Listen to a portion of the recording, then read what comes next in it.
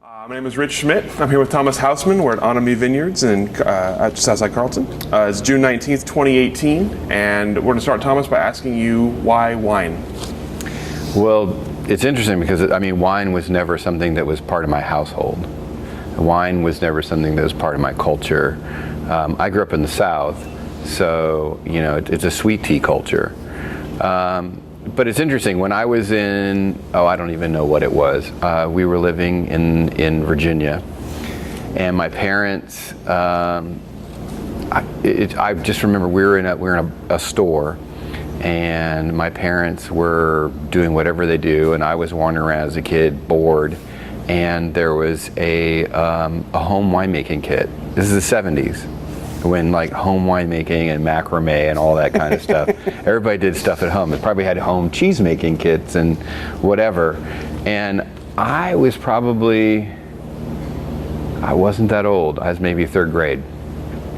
And I remember just pestering my parents to get me this home winemaking kit. And it's like, I had no interest in drinking wine, but I wanted to make it. I was a little science nerd.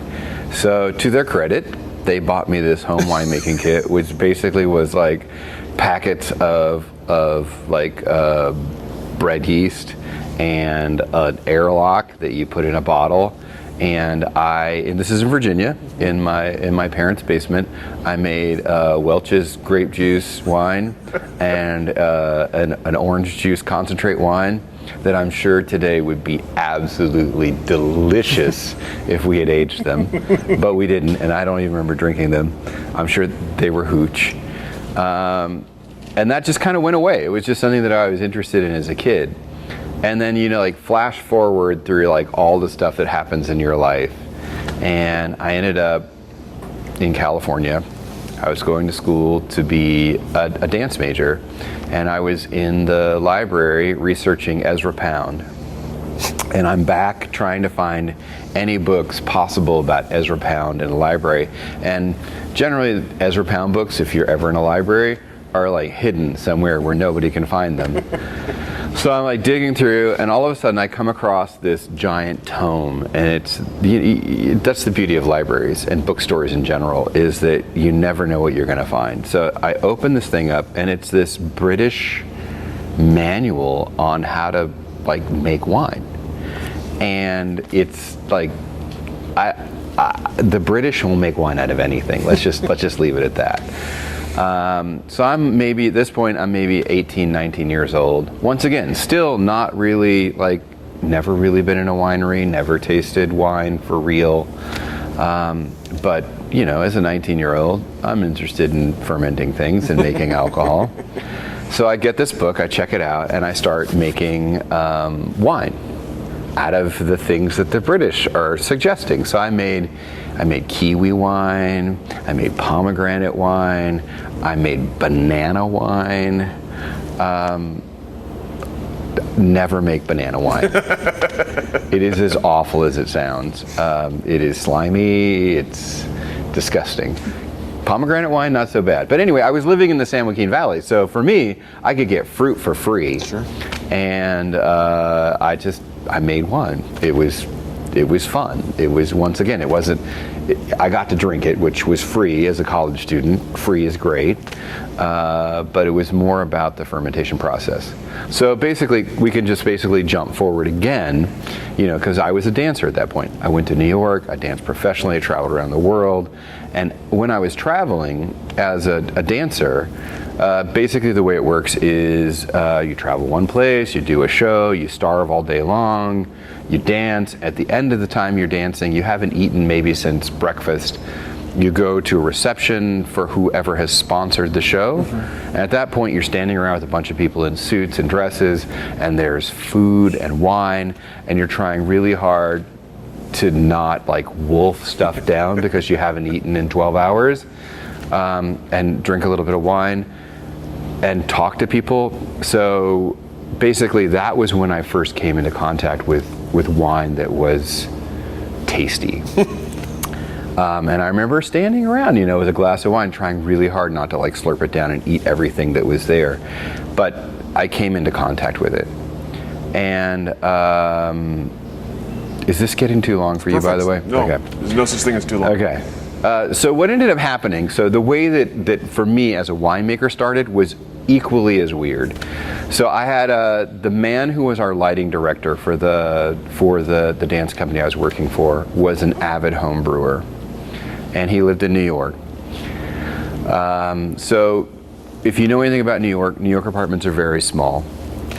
His fiance was also a lighting designer, also a small apartment. My job, basically, he would invite me over and he'd say, you come over, we're gonna brew, you can take home like 3 or 4 beers when we're done. All you have to do is hold this colander while I pour boiling liquid at your hands. And I'm like, well, what could go wrong? I mean, it's free beer. So we'd hang out, we'd drink beer, we'd brew, and I would hold the colander and I'd leave with like 3 or 4 bottles. It was great. It was a great way to hang out. So going back to the story about the two of them, they were getting married, and it was the New York story where you take 2 tiny apartments and you turn them into 1 tiny apartment. And we were sitting after a show in Chelsea and hanging out, and I remember her turning to him and saying, you know, like just point blank, out of nowhere, your brewing equipment is not going to come to our new apartment. And he, to his credit, turned to me immediately and said, do you want it? And I immediately said, sure, which I gave no thought to. So 50 to 60 trips on the subway later with a carboy between my legs, you know, one at a time, I got all this brewing equipment to my apartment in Queens, and I had to learn how to brew. So the reason I'm telling you this whole story is because if you go back to what I'd said before, is I started out brewing in my apartment the way that I had done it in college when I found this book. It wasn't necessarily about making the most wonderful beer possible. It was like, what can I make that has alcohol? And over time, you know, like over a couple of years, it went from just making really alcoholic beers to wiping down the countertops with Clorox and sanitizing and refining recipes. So basically, I went from the guy that's fun to brew with to the guy that is no fun to brew with, because I was like, oh, you know, with the sanitize everything. And that was the start for me of my winemaking career, because I realized that there are a number of things. I loved being creative as a dancer. I hated New York. I hated living in New York. I loved brewing. I really wanted to have a job that was being creative, but in New York where I lived, I would look out my apartment window and there was a tree growing, and it was one of those, you know, those city trees that had the little square of dirt, and there was concrete everywhere else. And I looked out the window and I knew if the tree had leaves on it, it had to be spring, summer, or possibly fall. Fall if it was golden color, if it had no leaves, it was winter. And that was my connection to nature. And I didn't grow up that way. So for me, I was like, you know what? I need to find a new career. I had a lot of friends that were getting hip replacements, knee replacements, whatever replacements. I'm like, look, I'm 30 years old. I have a body that works. I want to be able to walk the rest of my life. I want to be creative. So I said, I'm going to go back to school and I'm going to learn how to make wine. I knew that I didn't want to do beer because the kind of dance that I did was modern dance. Modern dance is something that was always different, always evolving, always creating. I wasn't on Broadway where it was like 5, 6, 7, 8. You do the same thing every day, you fake it and you're done, and you do it like 7 times a week. So for me, brewing was that. Brewing was like I'd wake up on Monday, I'd be like, it's porter day, you know? The next day is like pale ale day. Winemaking is not that. Went back to school to be a winemaker. At this point, I want to point out, I had never actually set foot in a winery. I'd never been in a winery. I had no idea what winemaking would be like. I'm gonna try it, we'll see what happens. I knew that if I failed miserably at winemaking and I hated it, I could go back to dancing. As it stands, it didn't work out that way. Here I am, you know, a career later, being able to do everything that I wanted. I'm being creative. I have like flexibility. Every day is different. It's very much like dancing, but in a winery. So there's like the 30-minute answer to like the world's easiest question. Easiest and hardest at the same time. So how did you get from there to here? Well, basically, I went to Fresno. I was accepted to UC Davis. I went to UC Davis. At the time, Davis didn't have a winery. Davis was making wine in carboys. Really? And I was like, I've already done this. I know how to make things in carboys. I've been doing this for a while now. A friend of mine said, you need to check out Fresno State. And I'm like, I am not going to Fresno. But since I went to Davis, I was like, well, this is just like the other end of the San Joaquin Valley. I'll go check out Fresno. I went to Fresno, and I remember the instructor saying to me, as I sat down with him, he goes, so why do you want to be here? And I'm thinking in my head, I don't want to be here. Who are you to question me? I already been accepted to Davis, And, that's what, looking back on it, like, what an arrogant shit I was. But at the time, it was like, I was just like, I don't want to be here. And then, so he actually started questioning me and making me think about why I wanted to be there. And then, unlike Davis, they gave me like a photocopied, here's what you'll be doing for the next 2 years. At Fresno, the instructor started writing out, well, you want to take this class and you want to avoid this guy. And it was like, all of a sudden I'm like, okay, well, at Davis, I'm a number. And here they're actually like talking about like, you need to take this class and avoid this and take this. And not only that, he started showing me the classroom, which I went to the classroom, and directly across the hall was a working winery with tanks like you have here in this winery. And I was like, okay, this is an actual winery where I won't be just learning things in theory. So I decided to go to Fresno State. Went to Fresno State, got my degree, and before I graduated, I had a job working at Hush Vineyards in the Anderson Valley, making cool climate whites and Pinot Noir. Went from there to New Zealand, and then ended up in Oregon by happenstance. I was living in New Zealand. I wanted to stay in New Zealand, and I was on a month-to-month visa. And basically, I was having to renew my visa every month to stay in New Zealand, trying to find a permanent job. And it was one of those things I had to come back and do taxes and all the things that happen when you're out of a country. I thought, I'm going to do a harvest in Oregon and go back to New Zealand. And came here.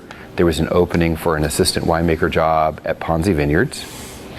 And I said to Luisa Ponzi, I said, look, you know what? You're looking for an assistant winemaker. It's August.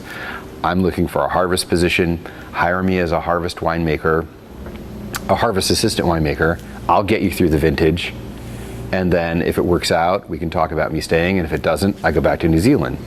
And I had no intention in staying, but because I'd never been to Oregon. And it ended up that I've been here ever since. I've never left.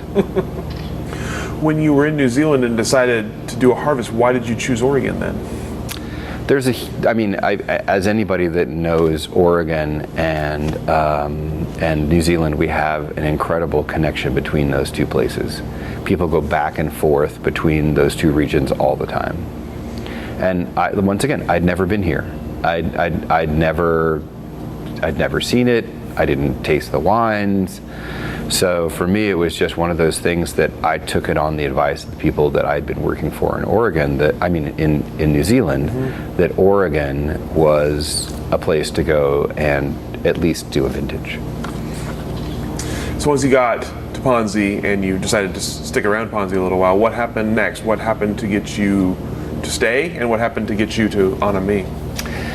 Well, it's interesting, you go to school, and I often think about things for me, in that context as a performing artist, as a dancer or a musician or whatever. And you go to school and they teach you, even for me as a modern dancer, you had to learn ballet. If you go to school as a musician, you may want to major in jazz, but you have to learn all the basics. So I went to school.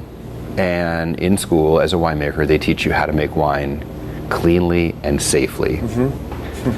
And so I landed in Oregon, and I'm working at a family winery that's been around pretty much since the very beginning, and all indigenous ferments. and not doing things the way that I'd been taught, you know? I mean, it's like, and I'd started out in California. So first of all, you know, there's no yeast being used in the fermentation of the Pinot. And, you know, you're picking in Oregon where you're not necessarily, like in California, cloud in the sky.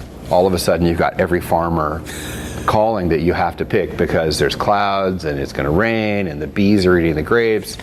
And I remember coming to Ponzi, and I remember them making fun of me. Like, that was the very first thing. There's like, oh, here comes a California boy. And, you know, and I kind of was that. It's like all of a sudden, you know, I had to just sit back and learn. And I call it PU, Ponzi University. I learned that everything that you've been taught in school are like learning scales for a musician or learning ballet as a dancer. You know, they teach you how to do things right. And now I'm going to Ponzi, and it's like jazz music. You start to riff on that. You start to learn that you have a basis, and that isn't necessarily how things are done, that you could do a lot of things differently. Sure. So I spent 4.5 years there, had a great time. It's how my name became Thomas instead of Tom. And here I am. I'm at Anne Amie. I mean, that part's a little different, but yeah, it was a great experience. Talk about some of you mentioned obviously Ponzi's, other mentors in the industry as you were kind of coming in to know Oregon and Oregon wine specifically. Who else did you like lean on for support? Well, I think that, you know, I have to say that I have to give a lot of credit to the Ponzi's, but even before that, but when I was in school, my very, very first day in a winery. So I'm going to flash back to college again. I went to school, I arrived, it was 1999. I was in school for 2 weeks. And there was an urgent request from a winery in Mendocino County that was like, we need a harvest enologist. We realize it's harvest. Do you have anybody at school? And I'm thinking, okay, I've been here 2 weeks, never been in a winery. I know nothing about winemaking, but if I'm gonna figure out whether I like to do this or not, let's do it now. I'll go work a harvest if they'll accept me. Mm-hmm. And that way I know that I don't have to go through this program. If I hate it, I'm done. I go back to New York. So I went to Fetzer Vineyards in Mendocino County, and there were, I believe, 5 winemakers. Nancy Walker, who was my mentor, an amazing woman. Dennis Martin, who had been at Fetzer forever. John White and Bob Blue, who was in charge of the organic Bonterra program. So my job, they decided to hire me. My very first day at work, so I'm in the wine industry, the very first day they were doing a photo shoot. And I'm standing there and they have all these winemakers, okay, very first day at a winery. Standing there on the crush pad, not knowing what to do, and all of a sudden winemakers start taking off their clothes. And all these people who I've never met before are standing on the crush pad in their underwear, and they jump into these tanks of grapes. And I'm just like, I love this industry. There are a bunch of naked people and grapes.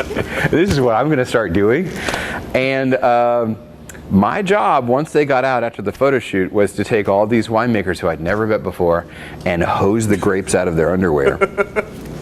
Very first day in a winery. I knew that I'd met my people.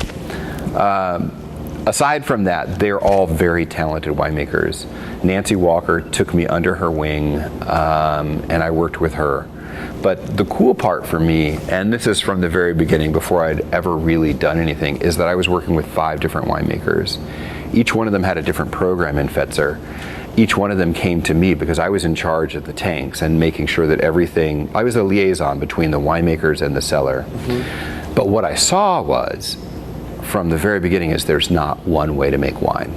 That every winemaker had a different way and a different idea of making wine, and they were all right. But they had to work together because they were in one winery. So if we flash forward to where we were talking about Ponzi and being here, is I got here and realized that, yet again, that there's not one way. They had a house style. So when I was offered the job to come to Anne Amie, interviewed, basically, as I'll go back to dance, auditioned with all these other people around the world, got the job here, and they said to me, we're looking at changing the way we've done things here. This winery's existed since 1979. This is 2007. We want you to make the wines you love.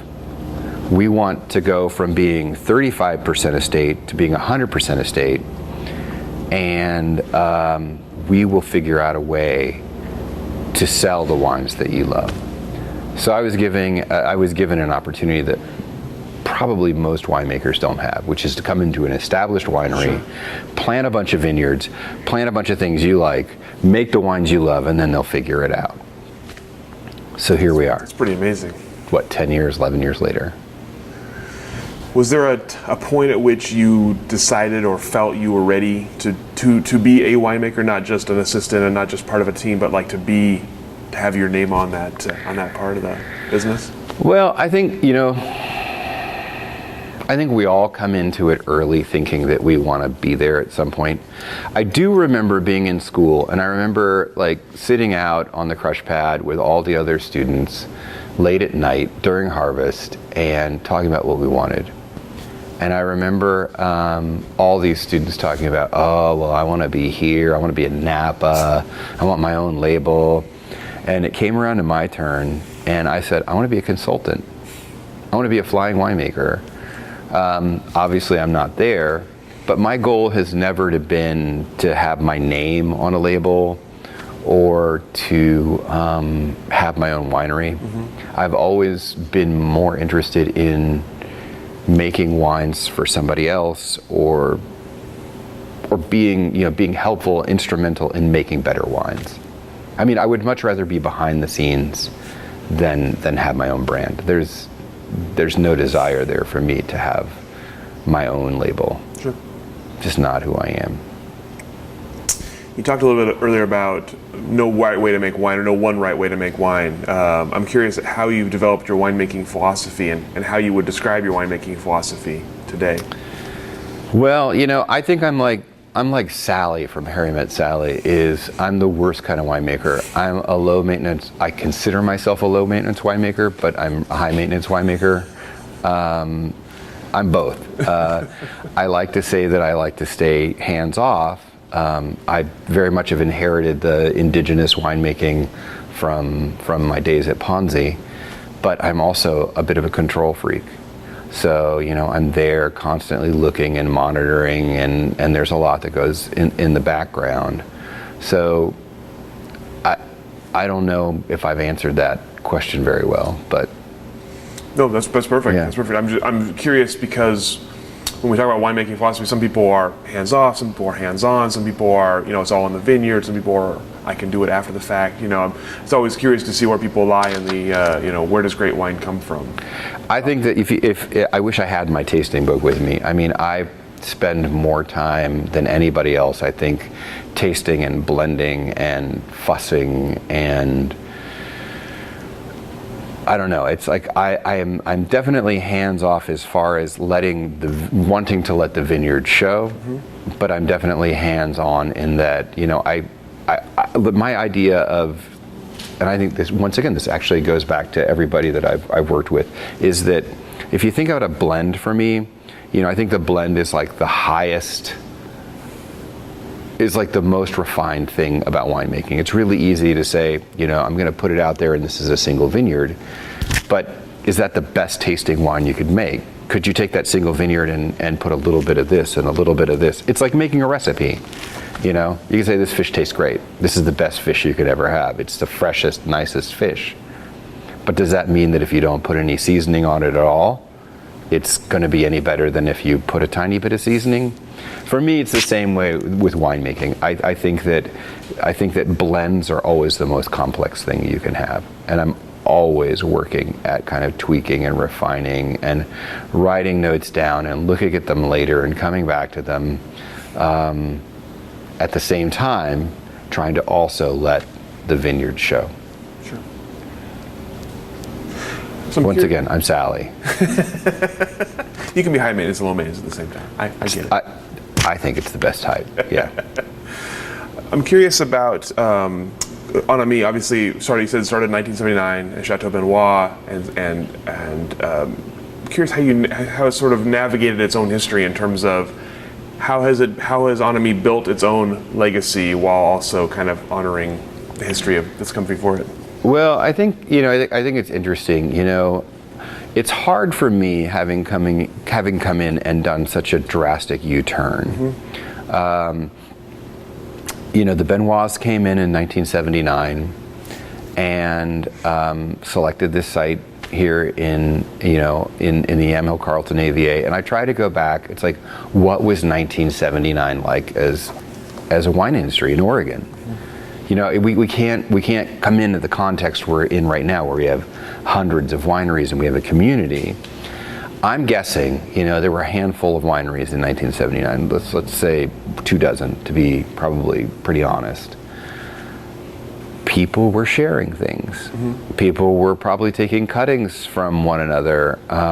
Most people didn't have equipment, didn't have an idea of what were the grapes to be planted. And the only vines that were surviving from 1979 when I came here was Riesling and Müller-Thurgau. Riesling, completely comfortable with. I'd made Riesling before. I like Riesling. Müller-Thurgau, I'd never heard of in my life. It was one of those grapes that I had to go do research about. And I remember going out, researching it, and this is in 2007, going out in the marketplace and trying to find Müller-Thurgau in Portland. And I found 4 from around the world. And then trying to decide how I wanted to make the Müller-Thurgau based on what I'd tasted here. And so what I tried to do is, honor what had been here before. And when I remember coming in and tasting through the cellar before I started, I remember thinking, well, there are some nuggets here and there's some things that I want to change. And at the same time, we were also planting our second estate on Chehalem Mountain.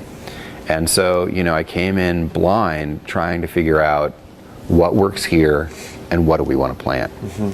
And I think that most of what I did in 2007 has worked out. There's some things that need some tweaking, but I'm happy where we are. I'm happy that we're an estate winery. And I'm happy with, the blend that we have. And I don't know that, that the way things were farmed, for years and years and years before I started were conventional. I'm glad that we switched over to sustainable farming. I'm glad that everything is, dry farmed. I'm glad that everything is estate.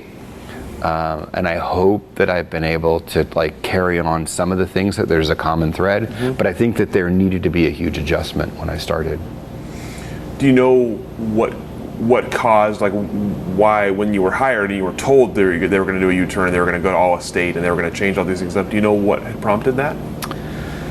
That's hard to say. I mean, so let's say, from 1979 to 1999, it was the Benoits. From 1999 to 2007, Dr. Pamplin bought this winery, named it after his 2 daughters, Anne and Amie, and had continued the same winemaker who was the assistant winemaker for the Benoits. I don't know what precipitated that. I was never privy to that. Sure. And to be completely honest, I didn't ask, because I feel like, I was asked to come in and do something, and for me to kind of go into why that happened, you're now starting to taint your creative process. So I've never gotten into that. I'm just happy that I've been able to do what I've done. Now, 2007 was a different world than it is in 2018. My first vintage that came out, so you asked me about my style. My style has, and I know a lot of winemakers say this is almost a cliche, is acid driven. And I think that if you taste any one of my wines across our entire portfolio, you will see an acid thread. And I think part of that is because when I was going to school to be a dancer, like most artists, you spend a lot of time working in restaurants and kitchens. So I was working in a kitchen. I know all about acidity and balance and food and fat and how these things work together. But I remember my very first Oregon Pinot Camp, They're putting together the seminar, Multiple Personalities of Pinot Noir. And I was part of that very first iteration of that. And I think if anybody deserves to be on Multiple Personalities, it's me. But I remember when I showed my first wine, it was a 2007 Pinot Noir, which is a cool year. And I remember one of my fellow winemakers talking about the personality of my wine being shrill. I prefer acid-driven, but the funny thing is now if you taste my wines in context with other Oregon Pinots 11 years later, they taste middle of the pack. Mm-hmm. Oregon has changed drastically, stylistically in 10 years. Why? I think that we're no longer trying to I'm going to use a term that may or may not offend you. We're no longer being score whores. I feel like so many people in the early 90s were making Parker wines. We were so uncomfortable just making the wines that we loved. We had to please Parker. We had to please scores. Mm-hmm. And I think that what's happened with the advent of having a computer in your pocket at all times is that you can now look up anything at any time. You can consult your friends. You know, there's a whole different way of drinking wines where you don't have to go to a magazine and look something up and saying that got a 94, I'm going to drink it. Mm-hmm. And I think we're much more comfortable taking suggestions from our friends and people that we don't even know that are part of our network, where we don't have to have one person who says that's a really great wine and you're following that palate. And I'm happy to see that, because now if you see there's a plethora of styles in Oregon, where it used to be a lot of people really were chasing these numbers and they really needed validation. And I think as an industry, you know, Oregon is less insecure, where we don't need to be validated as much and we can make the wines that we love. Sure. And my shrill wines are now middle of the pack. So I'm curious about working for someone like Dr. Pamplin, obviously a very wealthy businessman who's not as many wine owners, neither not a family farm wine or a wine lover first. I'm curious if there's any added pressure working for someone like that, or any complication. Well, first of all, Dr. Pamplin owns a lot of. I mean, he owns hazelnuts, he owns berries. You know, he's very deeply rooted in Oregon agriculture. So that's great. That means for us as a winery that we have a crew that goes from grapes to berries to hazelnuts back to grapes. So in-house, we don't have to really outsource labor, which means I have a full-time crew that knows the vineyards. As far as an owner, Dr. Pamplin and I have not sat down and had like a face-to-face meeting about winemaking in about 3 years. So he's the best kind of owner, the kind that lets you make the wines you love and trusts you to do what you do. And I have to say that, you know, he's a businessman. He has a lot that's on his plate, but he's not like a lot of people that are in kind of like telling you what they want and they need, even though they're not winemakers. Mm-hmm. That's the worst kind of owner. Sure. I'm curious if you know what his vision was when he hired you, or what his vision for Anne Amie was, or is today. Well, I mean, his vision has been the same, and his vision is for us to make the best wines we can off the site we have. I mean, really, the reason that it's called Anne Amie and named after his daughters is it's a legacy thing. You know, I have 2 sparkling wines named after his wife. I have a dessert wine named after his family home in Virginia. Every single vineyard is named after, you know, somebody in his family, his grandkids, whatever. I mean, he is basically saying, I'm going to give this to you. You run with it and hand it down, which is great. You know, I don't have a very big family. I don't have a tight family. I don't have that, but it's just wonderful to see that, and yet to be a part of it peripherally, but not have to be involved in it. What's special about the Yamhill Carlton AVA? What makes this unique spot? Well, I mean, I think you're opening a can of worms with me. I think the Yamhill Carlton AVA is an awful AVA as far as, I'm honest. I mean, I think it's two AVAs. I think it's badly designed AVA. You have where we have this uplifted marine sediment. You have this ridge that runs from here, all the way to basically Willackenzie on. That soil is marine, it's marine bed. That is one AVA. And then you have the Coast Range, which for the most part is basaltic. I feel like those are two AVAs. So you have this horseshoe that should be sliced in half. So I'm going to answer the question in that I think that it's very unique, but I think that it's two AVAs. What's unique about this site and what's unique about Shea or Willackenzie or anybody, Soder, anybody on this ridge is this soil, is this uplifted marine sediment, which is completely different from 3 to 4 miles behind me where you have the Coast Range. The Coast Range affects us in that it gives us a rain shadow, but for instance, when I first started here, I would get Pomard from Rainbow Ridge, 3 or 4 miles behind me. We grow Pomard here. Those two wines from those two sites, which are 4 miles apart, could not be more different. And it's the difference between volcanic soil and sedimentary soil. Interesting. So what do you like best about the terroir here then? Well, I think that we have, I already mentioned the soil. You have the Van Duzer corridor. So you have, what you end up having devigorated marine soil, a really big diurnal swing. So you end up with a lot of tannins, a lot of really thick skins, a lot of really dark, chewy fruit. And really, you have Pinot Noir that is uncharacteristically Pinot Noir.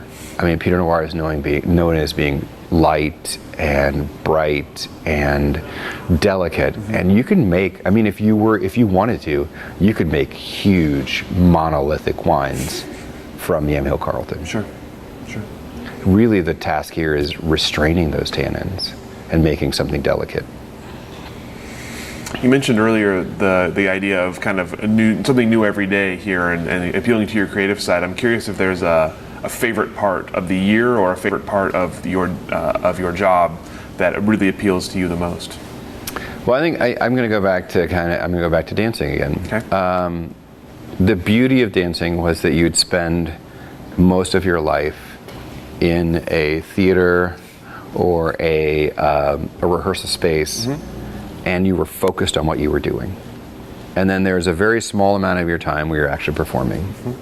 For me, it's very much that same thing that I enjoy.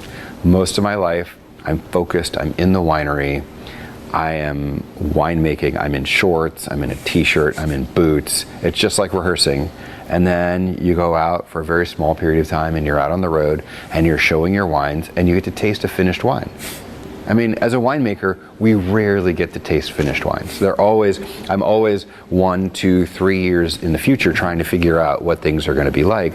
And you go out and you do a winemaker's dinner and you're tasting your wine with food, and it's all the things I said about acidity and balance and all these decisions that you made in the past, and you're like, holy crap. These are actually pretty nice, because they never are when you're working on them. So for me, there is not necessarily a favorite part. I obviously love harvest. Who doesn't love the thrill of harvest? It's like, it's just an endorphin. It's an endorphin rush the entire time. But what I really do love is that part of me that allows me to be focused, and that part that allows me to go out and perform and do exactly what I'd been doing years ago. So what's in the future for Anne Amie, or what's in the future for you personally? That's a good question. I have no idea, honestly. I mean, I feel like every day I walk into the winery and it's tabula rasa. I don't know. That's the best I can do for that one. Yeah. You mentioned the changes in sort of flavor profile in Oregon since you've been here. I'm curious what other changes you've noticed in the last 10 years of or 10, 15 years in the industry? What's the biggest change other than just pure size that you've noticed? Well, I have to say, we've done a wonderful job of still being a community. That's the thing that I've seen, and this is like a politician answer to your question, where I don't answer your question, which I will answer your question. I'm going to get to it. With OPC and with Steamboat and all these other things that we have, what I love about Oregon is it's still a community as it changes. That being said, I was at a tasting recently, and I was standing in a room, and there's a room full of people, and I was thinking, I know like a quarter of these people. I don't know who they are. So we are on that brink of like going from something that is very much this community that we know each other and we've worked together, and there's all this new blood and some really large wineries coming into play. And I'm wondering, if you asked me this question 5 years from now, what my answer would be like. Because I feel like that very much of what the last 10 years has been for me in Oregon, or actually I've been here since 2003, so 15 years in Oregon, has been very much the same, in that I've seen a lot of growth, but we're still working together. We still have that, like when I'm out in the marketplace, there's that unspoken rule that if you're in selling your wine to somebody, that you do not poach somebody else's wine off the shelf. It's just unspoken. It's like, look, you can buy this wine. This wine is great. They're my neighbor. I know them. I love them. You do not sell them out. Where I feel like now that we have some corporate wineries and we have salespeople, sales teams that are nowhere linked to Oregon, that it may not be the same playing field. And we have a lot of people coming in that just don't understand that this is not the way that we work. We don't say bad things about each other. We work as a team. We are Team Oregon. We're a small community. We're still small wineries, and this is how we survive. So once again, I feel like I half answered your question. So I'm going to give it that and say that's the best I can do. Yeah. And it moves to my next question, which is, what is the future like for Oregon wine, and what do you think is going to happen, and what do you kind of hope is going to happen? Well, you know what? I feel like and this goes back to what I love about the diversity, is I feel like that there's a place for a lot of styles. And I see a lot of people coming into Oregon, interested in natural winemaking, interested in amphora, interested in, bringing whatever, Burgundian ideals. I love all that. I think that that's great. I think that's good for us. What concerns me is Oregon grapes going to California and being made into inexpensive wines, or the race to the bottom. I mean, you go out in the marketplace and you see less and less expensive Pinots, and that's a war that nobody can win. I'm speaking for somebody who's farming estate farmed grapes. There's a price point at a 20,000 case or a 5,000 case or a 2,000 case, whatever your scale may be. There's a price point that you can't get beyond. And you go out to show your wines, and they're like, well, this is a really great wine, but I can get this for $8. And you don't have enough time to explain why your $25 or $35 or $40 wine is not the same as an $8 wine. It's a war you can't win. So for me, I think the biggest concern 5, 10, 15 years down the road is maintaining the identity of being a family-owned winery, making quality wines, and not getting into the place that you see in Australia, that you see in New Zealand, that you see in California, where it is just a commodity. Because we're not commodities, we're people. We're still people. Sure.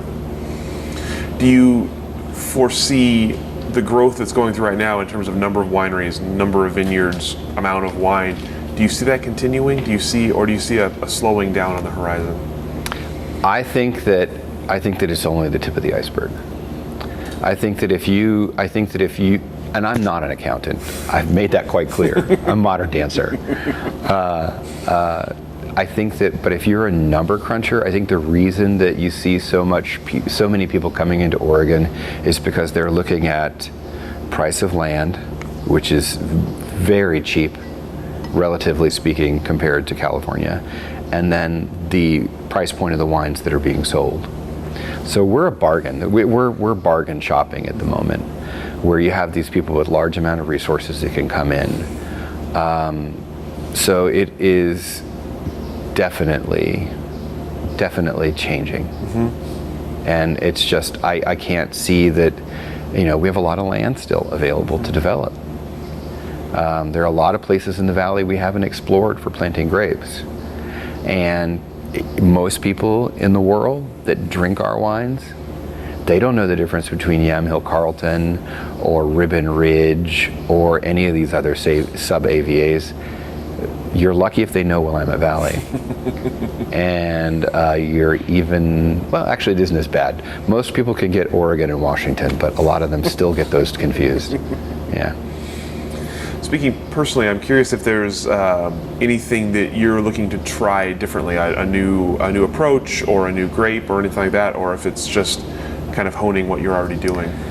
I'm always trying something different. I recently went to, like a week ago, I was at City of Riesling, sitting down with a bunch of Riesling winemakers from not only the United States, but Germany as well, which made me rethink the way that we're growing and making Riesling.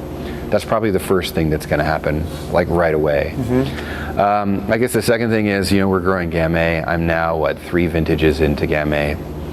And at the moment, most exciting red grape that we're growing. I love Gamay. And I think the future of Gamay in Oregon is incredible. That and sparkling wine. I'm having a lot of fun with a lot of things that aren't necessarily something that we have a lot of history with. So why Gamay specifically? Why do you think the future is so bright? Well, I think first of all, Gamay hits, for me, all the points that I love. I mean, it's higher acidity than Pinot Noir. It's juicy, it's earthy, it's inky. It's just a beautiful grape. I mean, and if you drink Pinot all the time, it's just different enough that it's still in the wheelhouse, but it's just different enough to be fun. Sure. What advice would you have for someone who wanted to enter the Oregon wine industry today? I would say, don't move here. Just like everybody else, you always feel like you're the last person there and you can shut the door. That's not true, but it kind of is.